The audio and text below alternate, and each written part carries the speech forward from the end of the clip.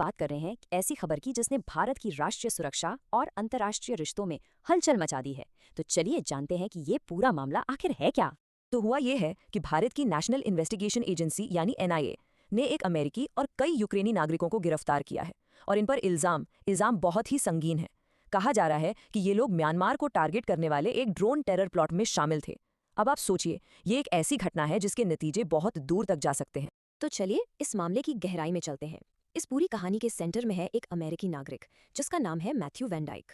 तो सवाल यही उठता है कि आखिर ये मैथ्यू वैन डाइक है कौन, और सबसे बड़ी बात, वो भारत में कर क्या रहा था।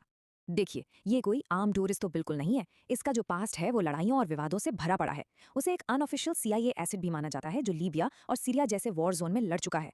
सिर्फ इतना ही नहीं, उसने वेनेजुएला में सीक्रेट ऑपरेशंस किए हैं और यूक्रेन में रूस के खिलाफ भी लड़ा है। और तो और वो सन्स ऑफ लिबर्टी इंटरनेशनल नाम के एक ऑर्गेनाइजेशन को लीड करने का दावा भी करता है।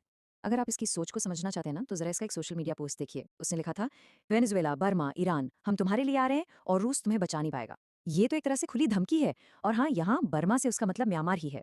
तो अब सवाल ये उठता है कि अगर उसका टारगेट म्यांमार था तो फिर उसकी गिरफ्तारी भारत में क्यों हुई। चलिए उसके सीक्रेट मिशन को समझते हैं। न्याय के माने तो प्लान एकदम सीधा था, 3 स्टेप्स का। स्टेप 1, टूरिस्ट वीजा पर भारत में एंट्री करो। स्टेप 2, मिजोरम के रास्ते से चुपचाप गैर कानूनी तरीके से बॉर्डर पार करके म्यांमार पहुंचो। और स्टेप 3, वहां जो सरकार के खिलाफ लड़ रहे विद्रोही गुट हैं उन्हें ड्रोन से हमला करने की ट्रेनिंग दो।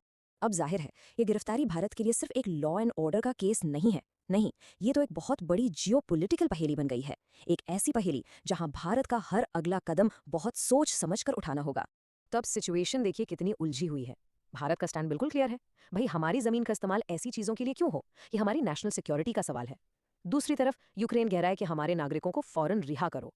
और अमेरिका, उसने प्राइवेसी का हवाला देकर कुछ भी कहने से इनकार कर दिया है, बिल्कुल चुप। तो अब सबसे बड़ा सवाल यही है कि भारत अब आगे क्या करेगा। क्या वो अमेरिका और यूक्रेन के प्रेशर में आएगा या फिर अपने कानूनों और अपनी संप्रभुता पर कायम रहेगा। आप कह सकते हैं कि ये एक जियोपॉलिटिकल चेस का गेम है और अब पूरी दुनिया की नजरें भारत की अगली चाल पर टिकी हैं।